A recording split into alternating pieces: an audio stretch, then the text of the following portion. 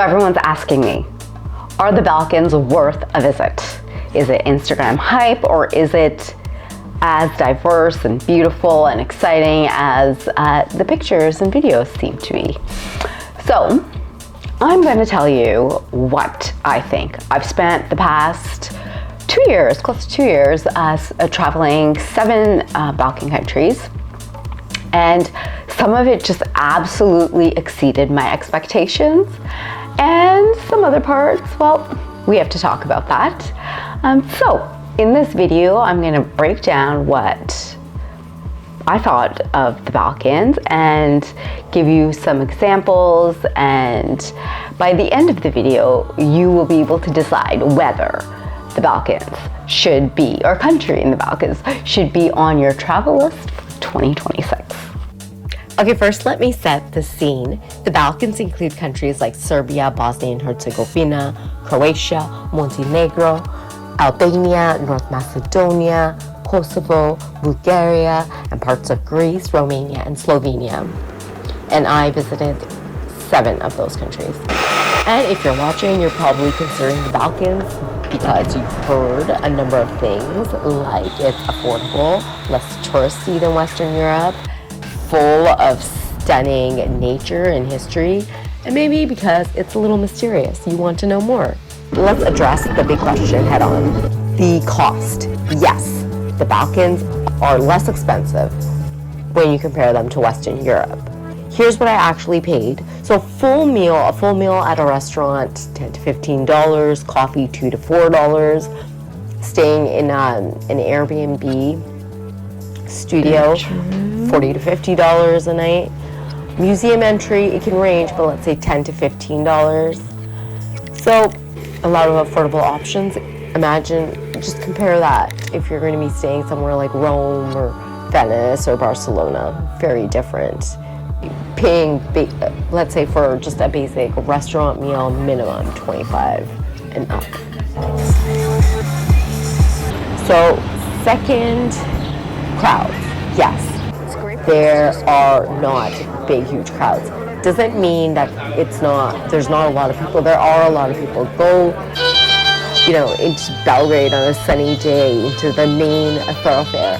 And yes, it's bustling, the cafes are busy, Kalmyk Park is busy, but it's not crowded. You're not jostling. You can explore and adventure and amongst other people, but it's still very calm.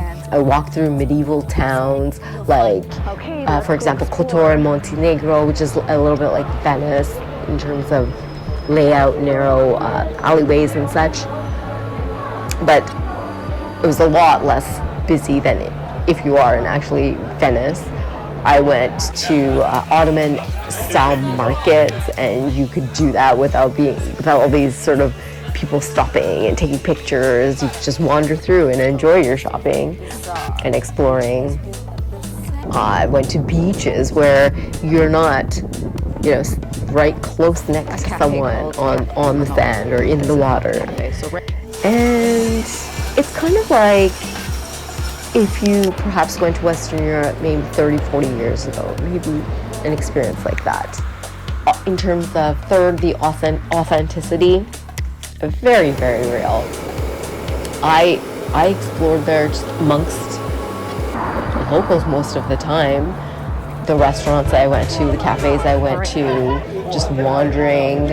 It was amongst locals, less so than any sort of tourist thing. So because of that, it's authentic. There's nothing that caters specifically to tourists. It's just a part of natural life. It hasn't turned into this sort of Disneyland for tourists where people are selling you trinkets and restaurants or waiters at restaurants are calling out to you, come in to the restaurant.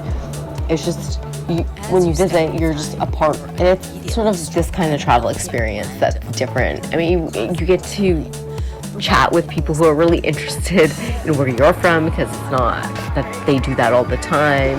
You get these cozy little experiences with people. I'll talk about a really nice experience I had a little bit later. And the diversity is just incredible. You can go from gorgeous, stunning coastlines in Montenegro, to Ottoman architecture in Bosnia, to Byzantine history in Serbia, to monasteries in Bulgaria, to communist era brutalist buildings everywhere, to mountains, to Roman ruins, everything. It's as though someone's compressed all of European history and then put it right in this small region.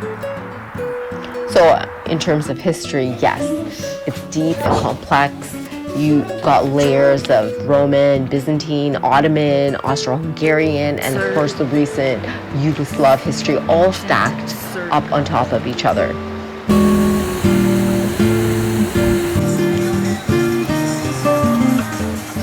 Okay, so that's the good.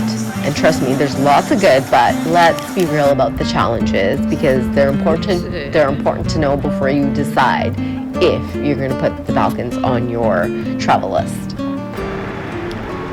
So first of all, yes, some of the infrastructure can be a little bit older, buses, trains, and in rural areas, the roads can be a little bit rougher. Restaurants and taxis still don't take credit cards. Even some small shops don't take credit cards. And sometimes in certain areas, outside of major cities, you might have difficulty finding someone that's very fluent in English. Not in tourist areas, but sort of off the beaten path. And that's when you've got to use your translate apps. The accommodations can be old, and things inside the accommodations can be old, and the pictures can be a little deceptive. So you have to be really careful when you're booking, really look at reviews, really look at the bad reviews too, because there's usually an inkling of truth in those. And finally, you are traveling through a region that is complex, and the Yugoslav wars ended in late 1990, so this is not ancient history. And you'll see reminders from buildings to memorials and even cities that are divided because of this. So it's not a challenge exactly, but it is important to be culturally sensitive and aware. So after all that, what's my honest review? Is it worth it?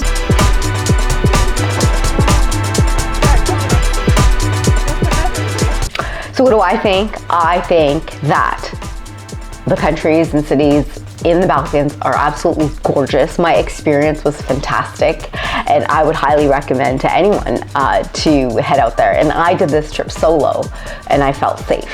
So I think that the experience is beautiful, varied, and authentic, and the connections that you can make in such experiences are so great. I'll give you an example. I took a taxi in Romania, and I was going somewhere, and they were going to be closing within an hour, and once you got in there, you could stay after that time, but the cutoff for getting inside was a certain time. And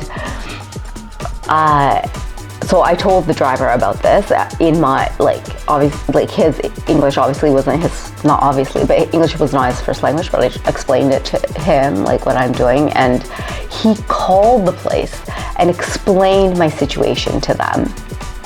But the traffic was really, really bad, and we ended up getting there later than even he had said on the telephone. And then there was security waiting there, and he parked his taxi, got out of it, and ran with me to the place, and then stood there arguing with the security for them to let me in. And it actually worked, and the man seemed very difficult because it wasn't an easy exchange. I could tell. I mean, I didn't understand the language, but there appeared to be a lot of convincing happening. And I mean, who does that? Who does that? Someone is providing a simple service. He could have just dropped me off and left. Even the fact that he called was enough for me. I was just like, whoa, this is amazing. But the fact that he ran up there with me and then spoke to security, and I got to go inside. And then I was there for like 2 hours. It was amazing.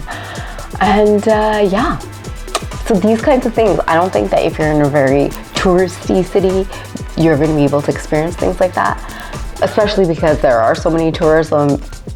People probably would not be able to I don't know why or how, but anyhow, I think that this is kind of a unique experience that you can have in a country that's beautiful and open to tourists, but it's not touristy.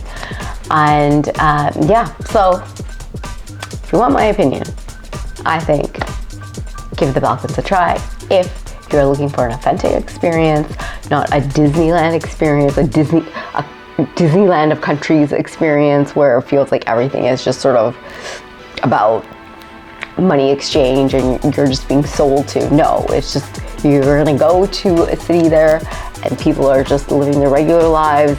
The architecture, even the tourist spots, it's not for tourists, but there are places that you'd want to go, but so locals go there as well. Not overcrowded, reasonable pricing everywhere. You could have a beautiful vacation holiday, get some history and culture in there, and do it at an affordable price. Yeah, so that's my take. I hope you liked this video. If you did, you should know that I'm doing a full series about this, so I'm going to get more into my favorite cities, more of a budget breakdown and things like that in the upcoming weeks.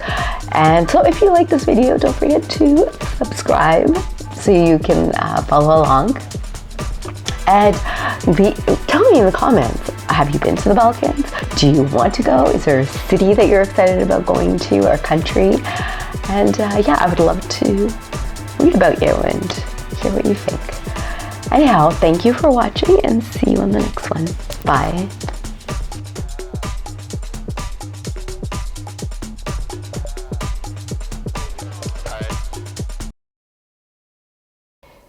In English speaking areas that are that cater to tourists specifically.